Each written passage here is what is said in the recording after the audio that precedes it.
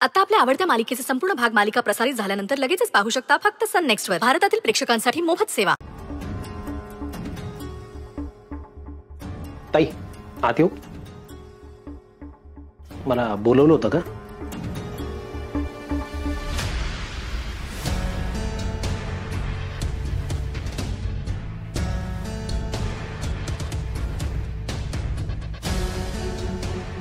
ताई काही काम होतं का? बोल ना.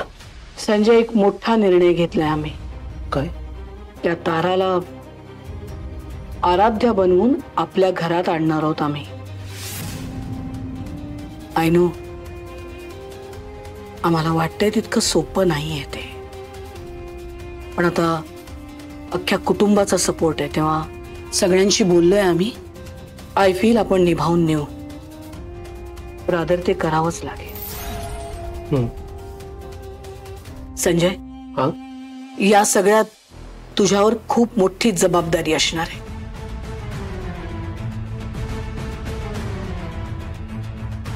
त्या मुलीसाठी एक बॅग रेडी केली आम्ही. त्यात आराध्याच्या साड्या, ज्वेलरी, मेकअप हे सगळं ठेवलंय. ती बॅग घेऊन तुला त्या पाड्यावर जायचंय, म्हणजे ताराच्या घरी. जाताना हेअरस्टायलिस्ट, मेकअप आर्टिस्ट, एक ग्रूमर, अशा सगळ्यांना घेऊन जा. हे बघ, ती तारा म्हणजे काही आराध्या नाहीये.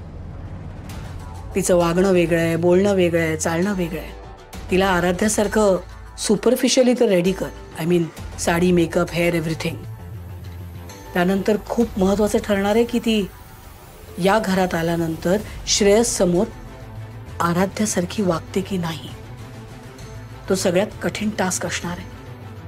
आपल्याला तिला थोडं का होईना ग्रूम करून घरात आणावं लागणार आहे, आणि ती जबाबदारी तुझीच आहे. तुलाच ते करावं लागणार आहे, बाहेरच्या बाहेर. ओके संजय, हे आपण श्रेयससाठी करतोय. ती समोर आल्यानंतर कुणालाही वाटलंच पाहिजे की ही आराध्याच आहे, ती तारा नाही वाटली पाहिजे. Do you understand? किमान 50% तरी तिला आराध्या बनवून घेऊन ये. I know it's not easy. I mean या घरात तिला पाहिल्यानंतर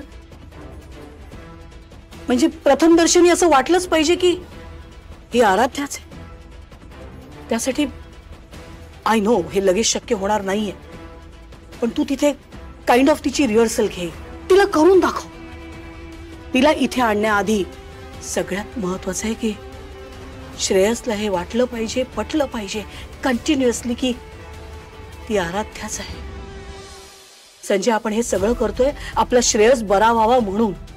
या ताराच्या वागण्याने त्याला कधीही असं वाटायला नको की ही आराध्या नाहीये, ही दुसरी कोणीतरी आहे. No, I can't afford that. Shreyas बरा व्हावा म्हणून आपण हे सगळं करतोय, ते बॅकफायर नाही झालं पाहिजे. कुठल्याही क्षणी श्रेयस बरा होईपर्यंत त्याला कायम हेच वाटलं पाहिजे की ही आराध्याच आहे, त्याची बायको. दिस इज द बिग रिस्क, आणि आपल्याला यात 100% यशस्वी व्हावं लागेल श्रेयससाठी. आपला श्रेयस पूर्ण बरा होण्यासाठी. तो पूर्ण बरा होईपर्यंत ही तारा त्याला सगळ्यांना आराध्याच वाटली पाहिजे. Do you understand? ताई तू काळजी करू नकोस. तू आपल्या श्रेयससाठी दुसरी आराध्याच घरी आणतेस. हे बघ ताई, तुला त्या आराध्याचा चेहराही पावसा वाटत नव्हता, पण आपल्या श्रेयससाठी त्या चेहऱ्याची अनोळखी मुलगी तू या घरात आणतेस. तू आई म्हणून खरंच ग्रेट आहेस. नाही संजय, आम्ही पण आमच्या आयुष्यात खूप पाप केली आहेत ना, ते सगळं इथेच भोगावं लागणार आहे. या क्षणी आम्हाला एकच गोष्ट कळते,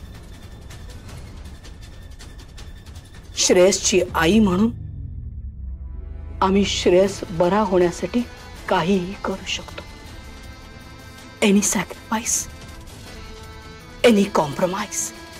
ताई माझी एक शंका आहे, म्हणजे त्या ताराचा वापर करून आपण आपल्या श्रेयसची तब्येत बरी केली, पण त्यानंतर काय? मी तुला सांगतो काय ताई, की आपलं एवढं मोठं सिक्रेट हातात असलेल्या मुलीला आपण असं सहजासहजी मोकळं सोडू शकत नाही. कोण म्हणाला आपण तिला मोकळं सोडणार आहोत? त्या मुलीचं काम इथे येऊन आपल्या श्रेयसला पूर्ण बरं करणं एवढंच आहे. त्यानंतर ती तारा असो नाहीतर आराध्या, एकदा का तिचं काम झालं, तिचा जीव आम्ही स्वतः घेऊ.